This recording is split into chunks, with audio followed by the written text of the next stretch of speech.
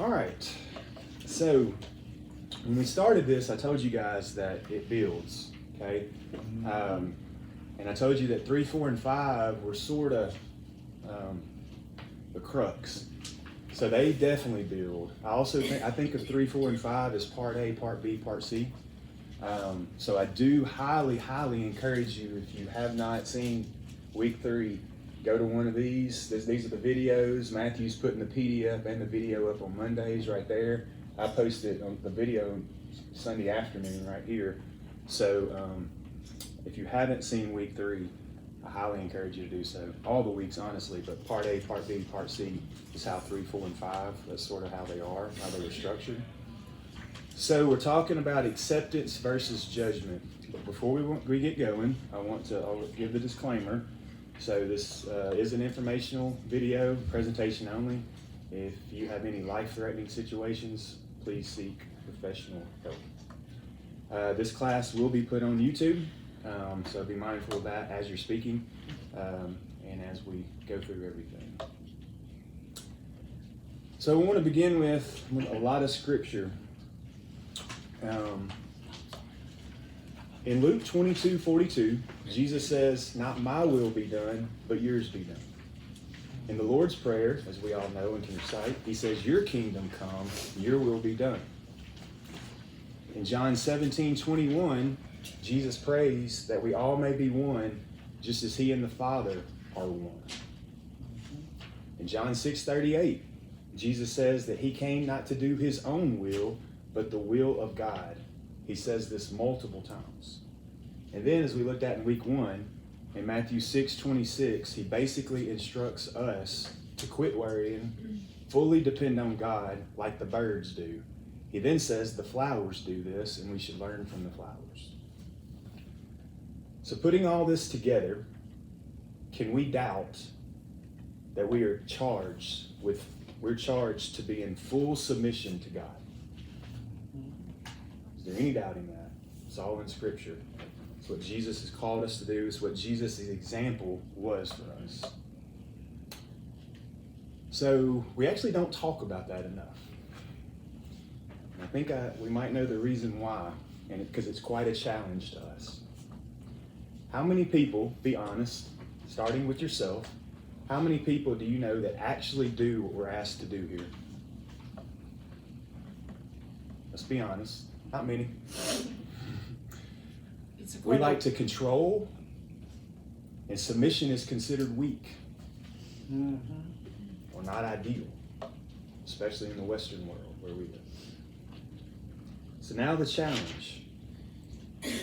Does the need to control help with your anxiety, really, or cause it? Answer. What do you think? Causes it. Causes it. Because you can't be totally in control. Can't be totally in control. Anything else?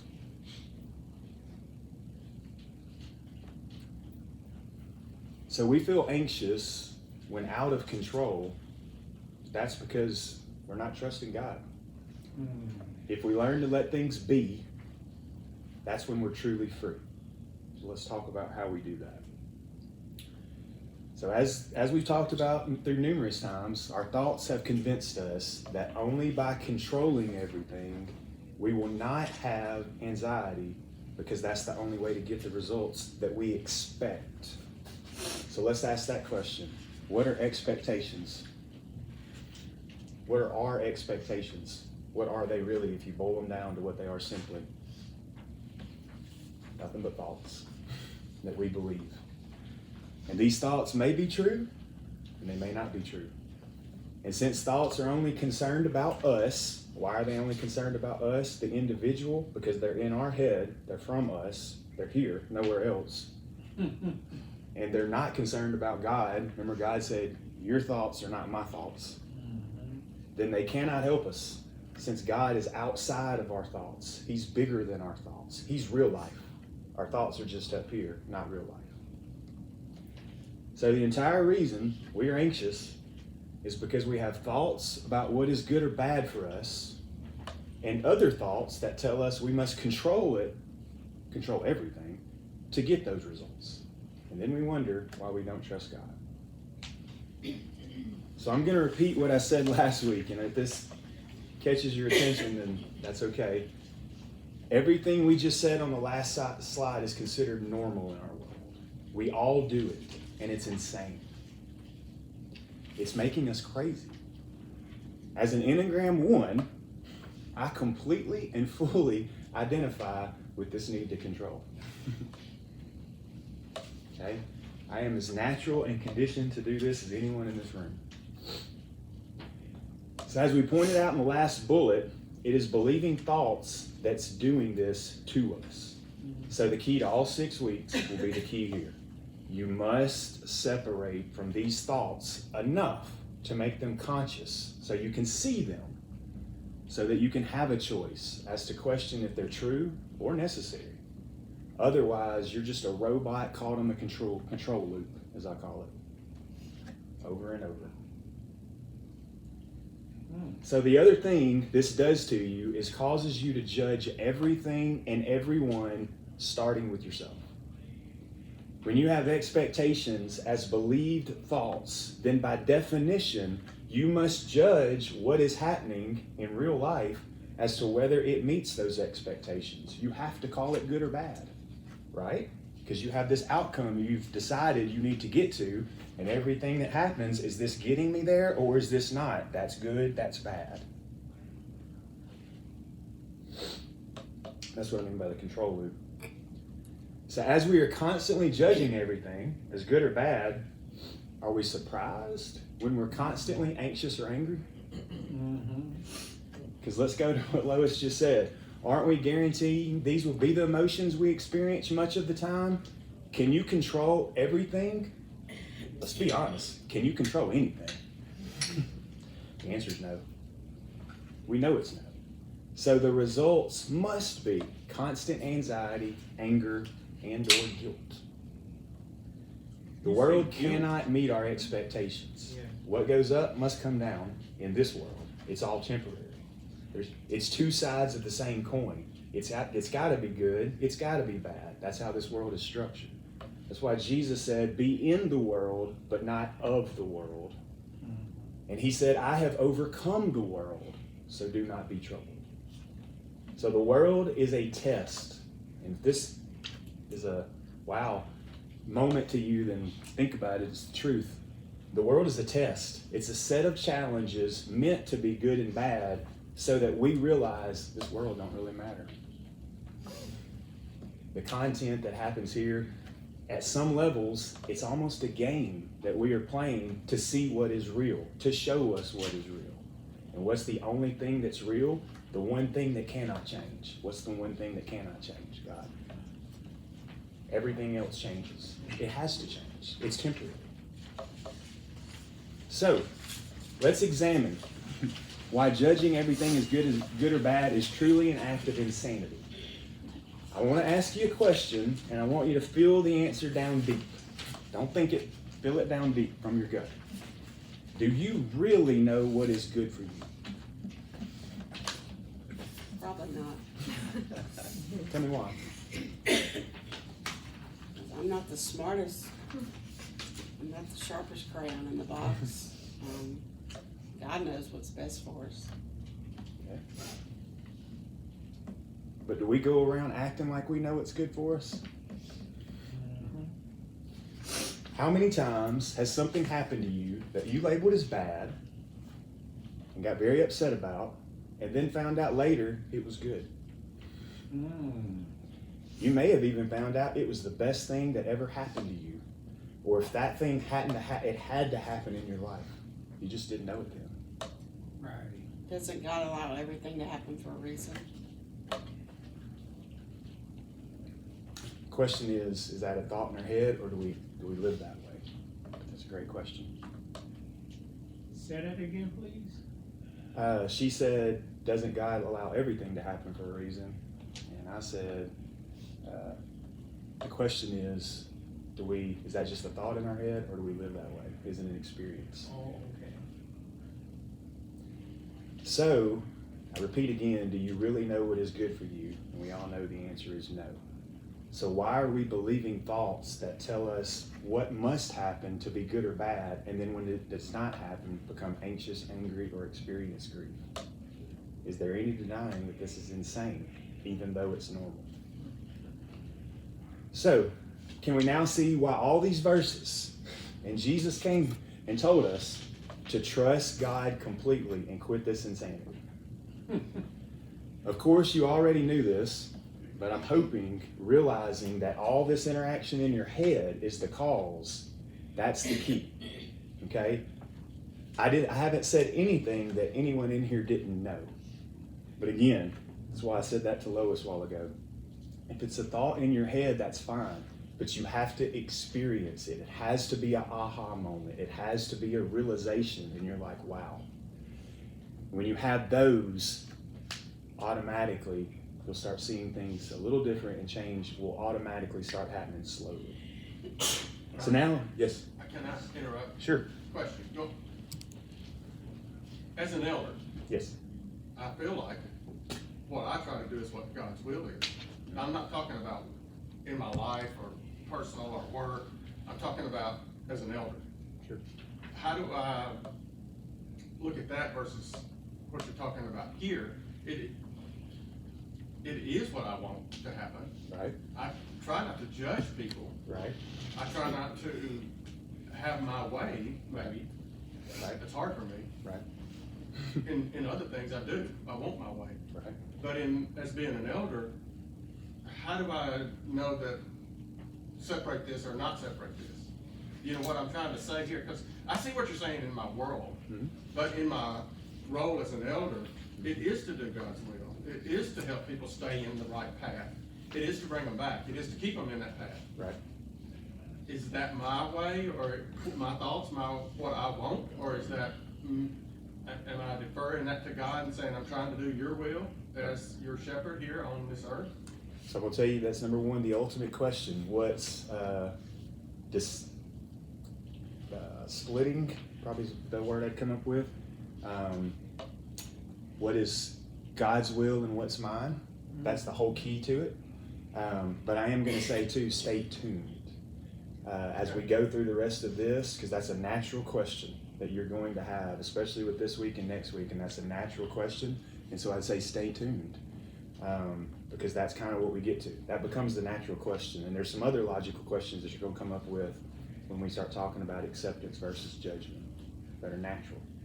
So stay tuned, but that's the ultimate question, and it's a great question. So you now fully understand when Jesus said, "Judge not that you be not judged, for the same measure you use, it will be applied to you." Because ultimately, when you judge others, you're judging yourself. Because we're all doing the same insane thing of trying to control everything and everyone and not trusting God. And is that the reason that Matthew 7 comes right after Matthew 6, where Jesus just told us to be like the birds and the flowers, and then he told us, "Judge not, or that same measure will be used to you." It's in the same, maybe it's in the same speech. So, all right. So what now? We're going to start getting to Jimmy's point.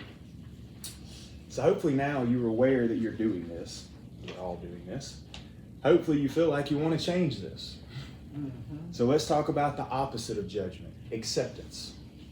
Acceptance is in line with submission. Those verses we looked at in the very first bullet.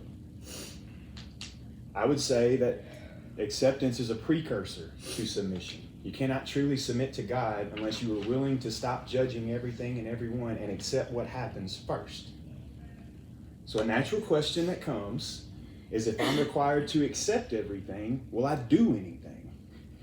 Will I initiate any action to change anything? How would I know what to change if I'm not judging anything and I'm supposed to accept everything? That's a natural question. So there are some very common sense answers to this. These are great questions. First off, it's not necessary to judge things as good or bad to initiate action. We just think it is. Actually, judgment is tainting your action with negativity if you are honest with yourself. When you act from a place of acceptance first, the action is aligned with what's happening in real life. Remember our definition of mindfulness in week 1. at that moment and not from a negative emotion inside you. I would say go to a time where you thought, well, this was righteous judgment or this was whatever, but if you really, really were honest with yourself, you had some sort of conditioned negative emotion inside that you actually judged it from, and that's why you responded. You didn't accept what had happened first. So that's the key difference at the beginning. Accepting what has happened. So if you can at first accept what has happened, did in fact happen, because guess what? It did. So why are we going to deny real life? Can you deny real life? Real life happened. It happened. There it is. Then you will know what to do many times naturally. And if you don't know what to do, well, remember our lesson last week on doing versus being. Maybe just accepting it is the answer. Okay? And this is where this is a transition. This is where you start that connection with God. You start feeling what is supposed to happen a little bit, as opposed to constantly just analyzing it in your head with Scripture as you dive yourself in. So true acceptance of what is actually happening also means accepting any negative emotions, we call them negative, that appear within you. Because as you separate from thoughts and practice acceptance over judgment, you will realize that real emotions were never the problem. You were meant to have real emotions in that moment. You can deal with those. The problem is actually believing your thoughts that tell you you shouldn't be having those emotions as you're having them. Because what are you doing then? You're judging the emotions. You're not accepting the emotion. Guess what? You have the emotion. It's insanity not to accept it at that point. So now you understand believing your judging thoughts are causing you not to accept God's will, and you are suffering as a result. So how do you transition to acceptance? Well, what's the class called? You guessed it, mindfulness. The only way is to separate from the thoughts. See them, make them conscious, question them, let them be, and then come back to real life. If you stay present and get out of your head, acceptance will happen automatically. It's kind of a result without even doing anything. Again, remember last week, being is primary and doing is secondary. When you do something, do it out of a place of being. When you do something, do it from a place of acceptance first. But I do not want to make this sound easy. This will be your toughest challenge to date. The practice of believing thoughts that tell us we must control everything seems to be woven deep within us since the fall of man. I want you to think about that moment in Genesis for a second. What really happened when you go all the way down? We know the story, but go down to why they did it. Well, they decided they needed to take control themselves. They listened to a thought in their head. Listen to the devil who put the thought in their head. That they need to control things themselves and no longer fully submit and trust God. And guess what? We've been doing it ever since. So can we even do this? This is where a 2 steps forward and 1 step process comes in. This does not happen overnight. And it takes constant mindfulness practice because you're attempting to undo years of conditioning. In some way, you're almost attempting to undo conditioning since humanity.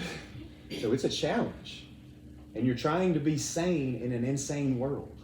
So what does that mean? Should you just resign yourself to the fact that this is hopeless and I'm just going to keep doing what I always do and be normal? Well, my question to you would be, now that you really know, because everyone answered and everyone knows that you're living in an insane way, can you just keep going?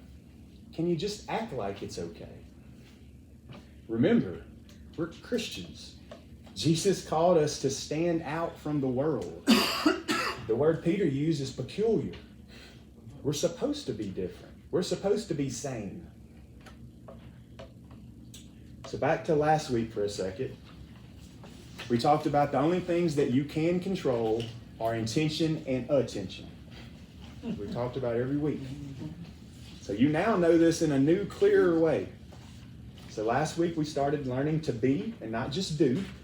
And And we were told to use our intention and attention by slowing down, separating and observing the thoughts, and practicing meditation is a key. Practicing mindfulness throughout the day is a key. Paying attention very intently to the things you're doing in real life and just sitting at times and observing and what happens. So, this will be the key to transitioning from judgment to acceptance, which I also call insanity to sanity. It's impossible to do this if you do not learn to separate from these thoughts and quit believing every thought as the gospel truth that comes in your head. It stays unconscious if you don't do this, and you don't even know you're believing every thought, and you don't even know you're judging every thought and judging everything that happens. So you must unlearn. Go back to being that child that accepts life as it is, just like they trust their parents fully. You must trust your father fully, and the only way is acceptance of what happens to begin with. The good news is acceptance is actually natural, because remember, as we just talked about, it's how you were as a child initially. It's an unlearning and not a learning. It's a recognition, not a doing. That's why being present is so key. And then acceptance happens automatically. So I'm not going to go back to week 2, but week 2 is always going to be the key. Week 2 is where we talked about all the practices of mindfulness, all the practices. We went through how to meditate. We went through all kinds of things. I'm always going to refer you back to week 2. Because again, I'm going to say this, I'm going to say it every week. It's fine if all this is knowledge in your head, but it's not going to make a difference in your life if you don't experience it and have aha moments and realizations, as I call them. So let's discuss the results that will occur naturally as you gain more acceptance and less judgment. You will see that you feel lighter. You just do not feel as heavy. And this is because you're experiencing less heavy emotions like anger and anxiety. And when you do experience them, you experience them more consciously as opposed to unconsciously. What unconsciously means is you don't know. They're underneath. They're in the skin, and you don't know it. You haven't brought them to the forefront. You haven't brought them out. They're in the shadows. You hadn't brought them to the light. So you feel heavy when that's happening constantly. And if you're going to be honest with yourself, most of us have some level of what I call discontent, a background of discontent all the time that never goes away, if you're honest with yourself while you're in this room. And so that's because things are unconscious. You're not making them conscious. They're in the dark. We got to bring them to the light. Which is why when Jesus said, your eye will determine if your body is full of light or darkness. There's a deeper meaning there. It's heavy. But if you will do this, if you will practice mindfulness and quit believing these thoughts as the gospel truth and develop a choice, free will, there'll be times you feel lighter. You just don't feel as heavy. And when you have an emotion, you can just have it like a kid does and then move on. You don't have to get on the ground and throw a fit like they do because you now are an adult. That's not fun. But you can experience the emotion and then just move on because it's natural. This change in emotion occurs because you see that everyone, including you, is actually doing the best that they know how. Believe it or not, they are. Even though it's insane and even though we're doing wrong. And even though some of the things we do are wrong, and it's okay to know they're wrong. They're against Scripture. But they're doing the best that they know how at that moment because of all the conditioning in their head. And so are you. So why do we keep judging ourselves and each other for it? Why don't we just unlearn, separate, and then do better? Because we're doing God's will, connected with God. So you also realize what we talked about earlier, that the world is not completely real. May sound crazy, but at some levels it's an obstacle course that we came here to run, to find out that the only real obstacle is remembering that we're the image of God. Nothing else matters, and it never did. More on that next week, and that'll get to Jimmy's point directly. So I do want to go through simple statements of summary as we talk about. So we're told repeatedly to follow Jesus' example and fully submit to God. We do not do this, and it causes suffering. We do not do this because we think we know what is best for us, when in actuality, we have no clue. We have created expectations that must be met to relieve this suffering in our head. Therefore, we think we must control things, which is the opposite of fully submitting to God. We do this because we believe thoughts that tell us this is the only way, since these thoughts are individual. They take place in our own mind and nowhere else. Not in real life. We judge everything and everyone, including ourselves, because we have expectations and think our control is the only way to meet those expectations. We do this all day, every day, if we're honest with ourselves. This is insane, and it's against Scripture, but it's normal. This causes constant negative emotion and taints what we do. And I want to talk about that negative emotion. We hide it. We all go around, I'm fine. How are you? I'm fine. I'm good. But if you're honest with yourself, underneath, there's a background of constant discontent that you never get away from. You're going to be honest with yourself. If you slow down, you know it's there. If you quit distracting yourself, like we talked about last week, you know it's there. That's why you get back to doing stuff, because you don't like it. Acceptance of what happens in others is the first step.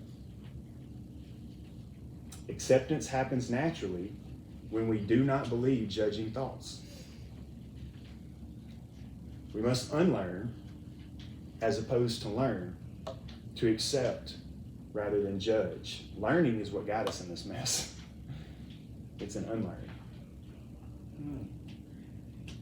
Action taken after acceptance will not be tainted with the negative emotion of judgment and will come from what is really happening in real life. And again, I want to call your attention, because I want this to be an aha moment for you. Think how insane it is to say, man, I'm going to break my phone. I wish I wouldn't have dropped my phone. Man, did I really drop my phone? My phone's dropped. That's a small example. Can I deny my phone just dropped? It dropped. Why would I deny that? That's insanity. I have to accept that happened. Very small example. Now take that to serious stuff in your life. It's insanity to deny what just happened didn't happen. But we're doing it inside. We don't know. It's unconscious. We got to bring it to the forefront.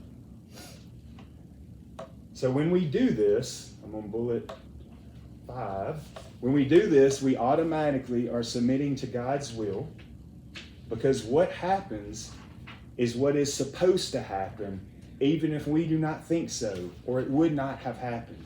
And I'm going to say this to you, Jimmy, to your question. Do you think God is in charge or not?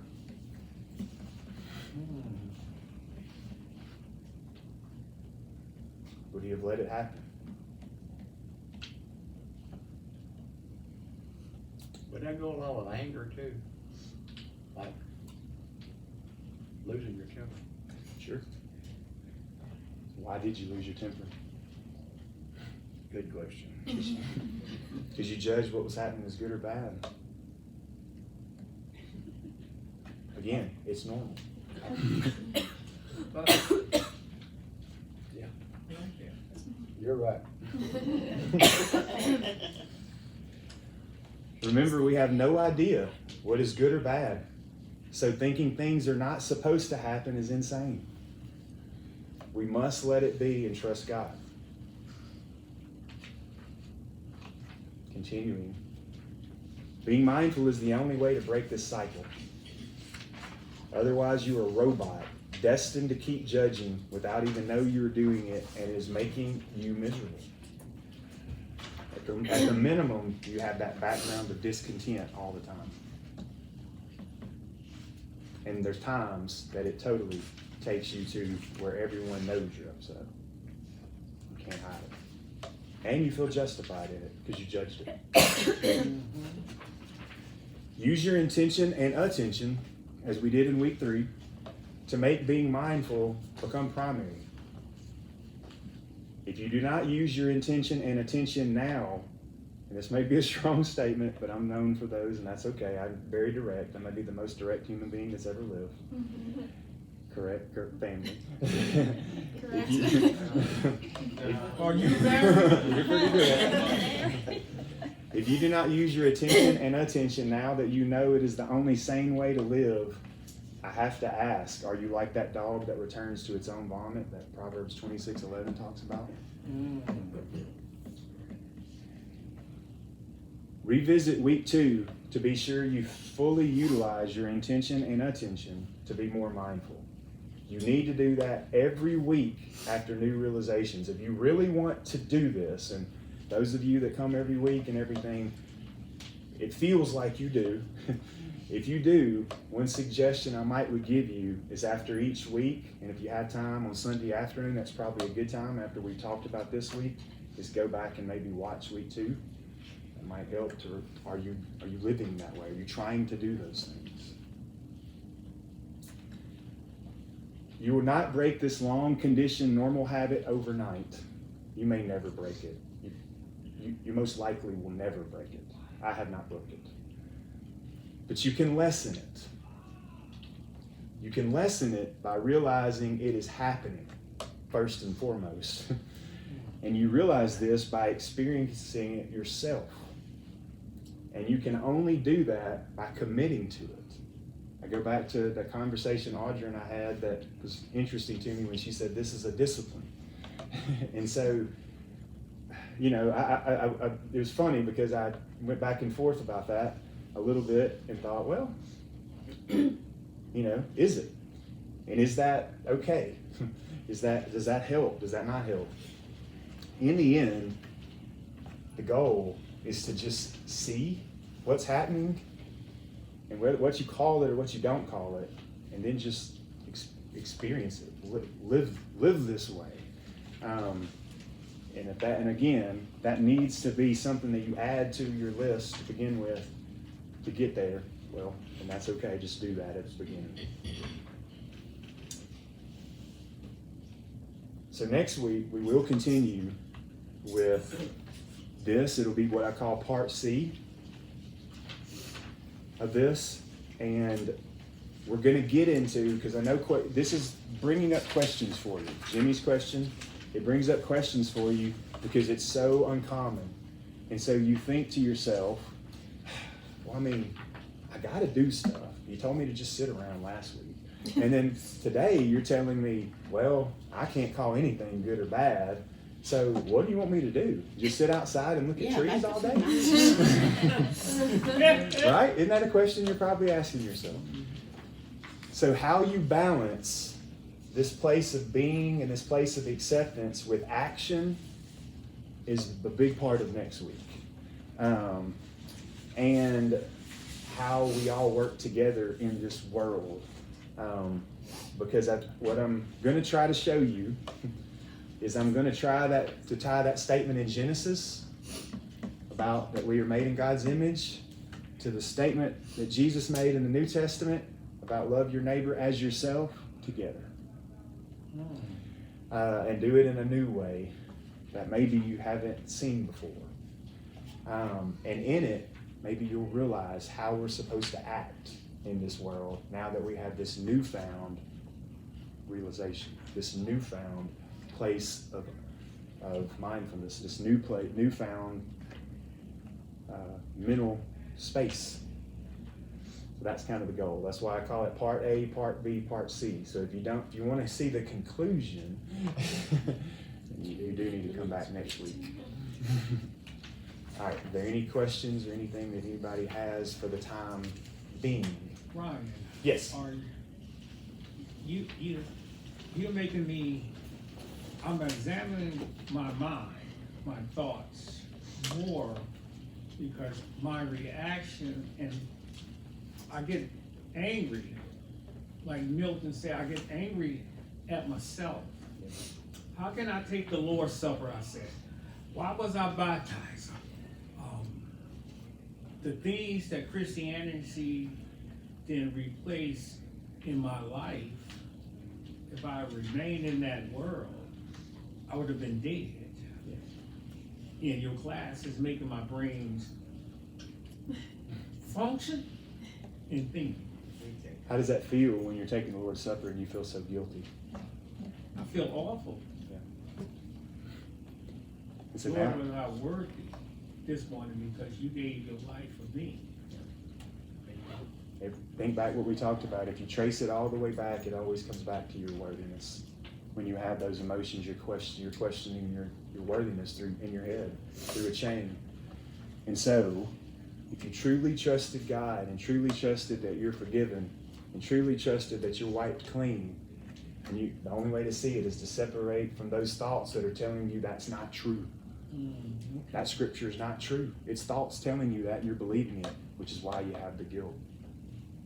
That's where mindfulness comes in, and it's a long practice. But there may come a day where you take it, Ray, and you have that thought, because the thought's still going to come because it's too conditioned, but you've separated enough and you say, that's not true. I'm just going to take the Lord's Supper and be thankful. Ray, there are a lot of people in the church that would like to be like you. I think you're worth it. I agree. You're real. That's what we're after here, real. All right, thank y'all.